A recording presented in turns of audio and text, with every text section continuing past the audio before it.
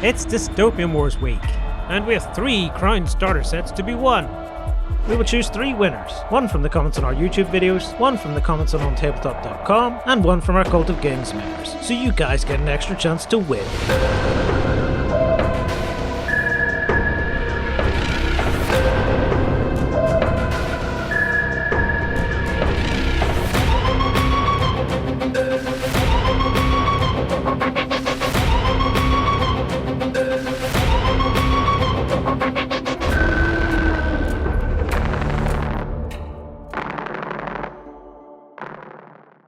Hello everyone and welcome to 3 Colours Up. In this one I'm going to be painting the Oriflamme Battlecruiser for the Alliance faction for Dystopian Wars.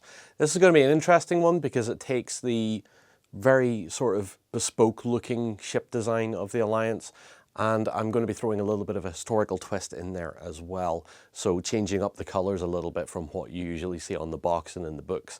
So it's going to be quite interesting, and yeah, hopefully you enjoy it. So without any further ado, let's get stuck in.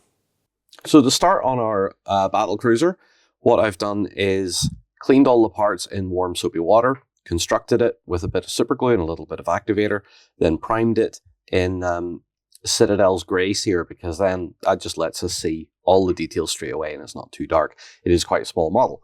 So the first thing I want to do is I'm going to take 2 base coats and we're going to start working on the superstructure and the lower hull as well. Based off my inspiration that I'm using, which is a French vessel, a French naval vessel from the 1890s, I believe it is. It has like a dark lower hull, but the superstructure is almost a cream, sort of off-white color, and I really liked the contrast on that, so I'm going to go with that. So the first thing I'm going to do is take some Great Hall Grey. This is going to be for our superstructure, so we'll give that bottle a little bit of a shake. Stick some down on our palette, and I really like the look of this color, so hopefully when it's down, a couple of coats of it should do the trick. So I'm using a nice broad brush, and it's going to be a simple case of just working the paint onto our superstructure. Now this is a little bit thin initially, but that's fine. I'll do a second coat just to solidify this coat up a little bit and make sure we have a nice solid color. That is looking quite nice though. That is very much the kind of color I'm aiming for. There will obviously be shading and highlighting after this as well. With the base coat on the superstructure down, you can see what we have going on here, and I think it's looking pretty good.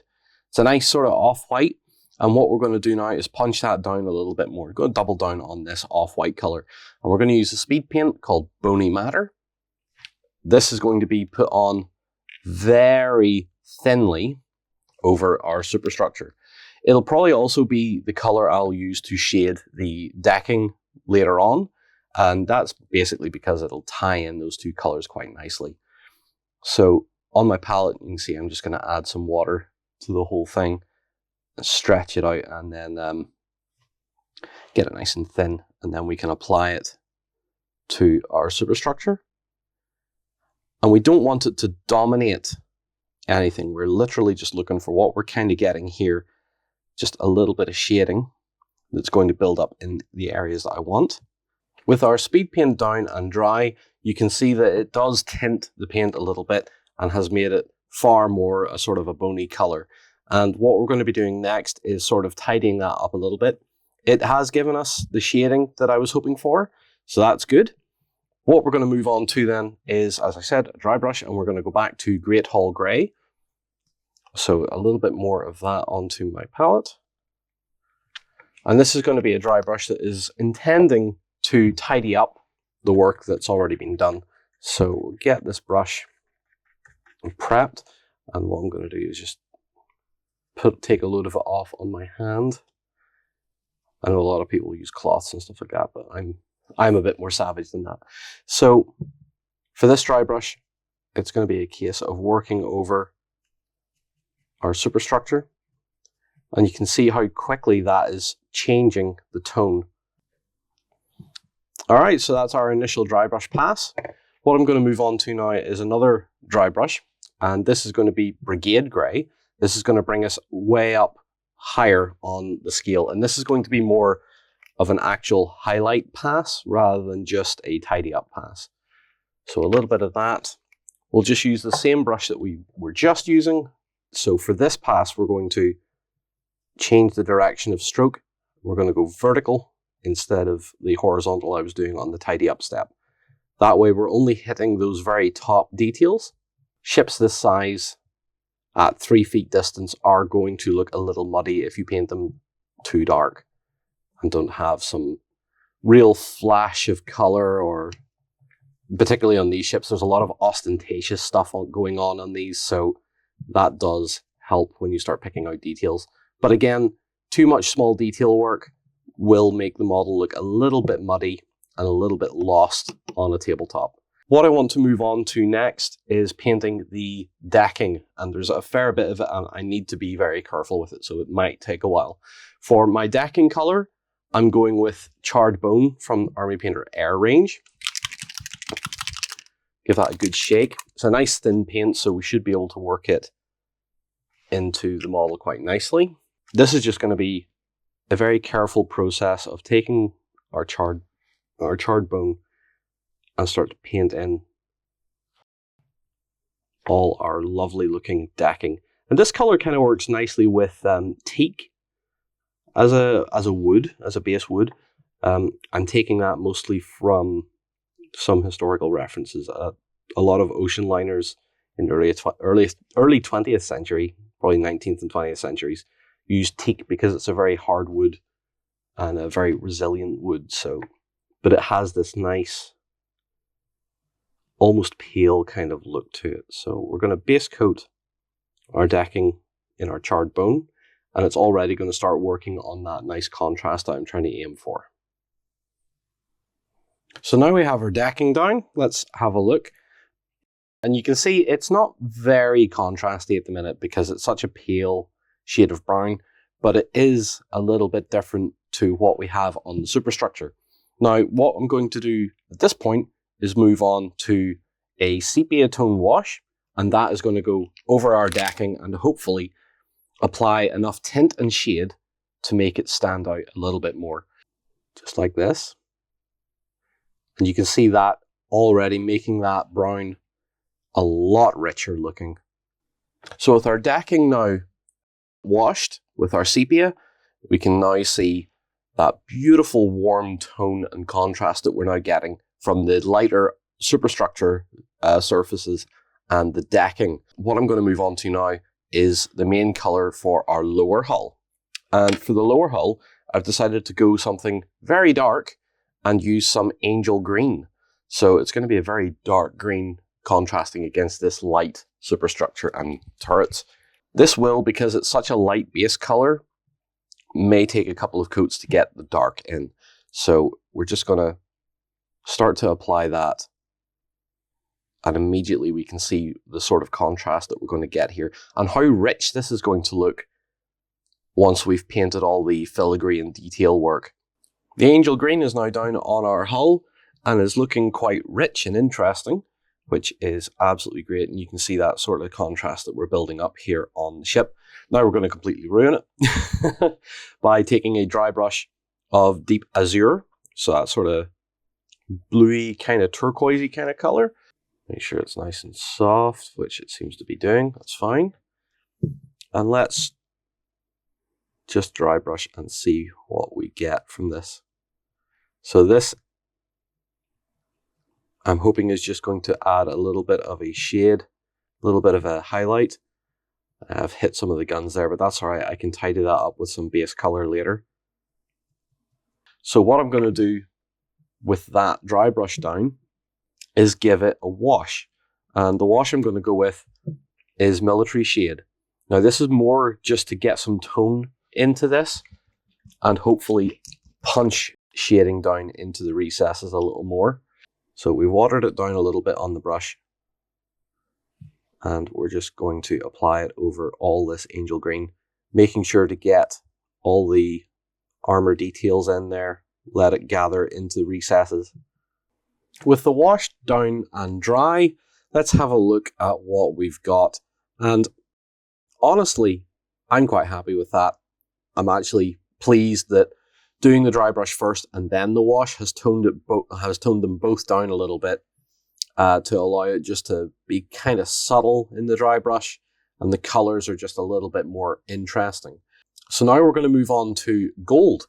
And for the gold on this model, I'm going to use Hoplite Gold, which is a speed paint.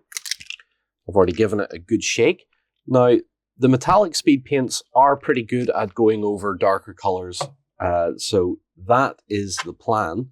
If we look up here, this is all sort of a dome that I want to paint in, and speed paint just makes this such an effortless addition. With our gold all done, this is what Hoplite Gold looks like over darker colors, which is down here on the prow, and then the lighter stuff up on the superstructure. And it gives a nice, easy to achieve, rich, not exactly vibrant, but definitely a rich sort of finish to it. What we're going to move on to now is basic metal effect. And for that, I'm going to be using a paint called Steel, which is from the Warpaint's Fanatic historical range. It's basically gunmetal or plate mail metal. I think it's probably plate mail metal. There's going to be a few details down on the hull here and there as well that we're going to sort out. And so we're going to paint these big panels in here. We'll do a little bit of detailing down here and just little bits and pieces. So we'll start off just painting in these panels. All right, so I have all the metallic down, all our silver anyway, and you can see where I've done the two big panels on the side. I've done a little bit on all the gun barrels, all the smokestacks up top. I've also went back in with the Great Hall Grey and done a little bit of detail on the missile turrets there, as well as the back nameplate, and just tidying up a little bit here and there, so it's now ready for a little bit of extra shading. And what I'm going to start with is a bit of dark tone, and we're going to shade our lower hull, our green. We're going to punch that, the recess detail down a little bit to make it darker. And what I've also done, you've probably already noticed, is I've put a coat of gloss varnish over the whole model as well. This is just to allow our wash to move into the places that we want it to be and to stay there. So let's get going. Hopefully I thinned that enough. I might just add a bit more water. And we're just going to start applying that wash to hopefully hold on to the edges of that gold detail, get into the little portholes or the gaps in the armor there, and let it settle nicely into those details. As the dark tone wash dries, we're going to move on to some brown tone here, and we're going to use that a little bit more sparingly, and we are going to try and force a little bit of shading sort of in and around the gaps around turrets and stuff like that. So let's just grab a bit of that, and what I'm going to do is just something like that.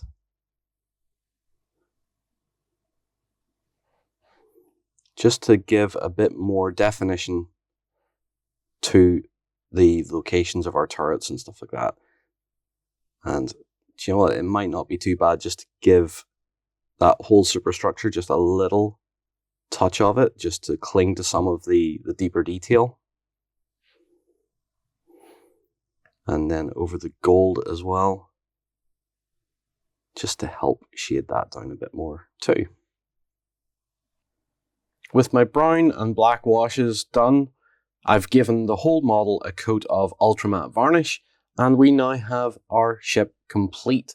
And I think we have quite a striking looking ship. Even with that dark green in there, it's still vibrant enough to help contrast against that light superstructure.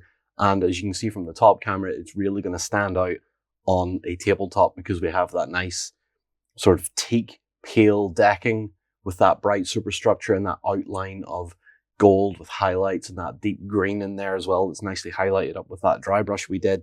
And overall, I think we have a very striking, very intricate looking paint job for what is not a terrible amount of effort.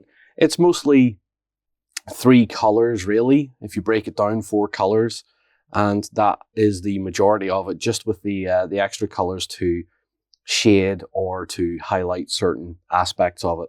But apart from that, 4 to 5 colors really is getting you the majority of this work done and giving you something that is flamboyant, but not too flamboyant, very reminisce of kind of the late Baroque period. There's tons of detail on that model.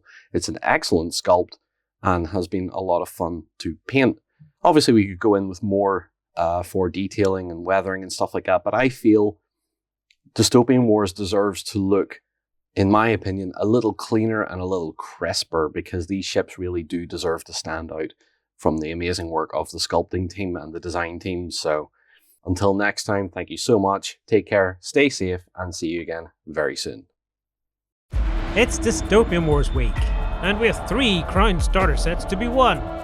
We will choose 3 winners, 1 from the comments on our YouTube videos, 1 from the comments on OnTableTop.com, and 1 from our Cult of Games members, so you guys get an extra chance to win. Go ahead and check out our other content on screen now, and while you're at it, why not hit subscribe, and remember to ding our dong. Go on, you know you want to click it, go on.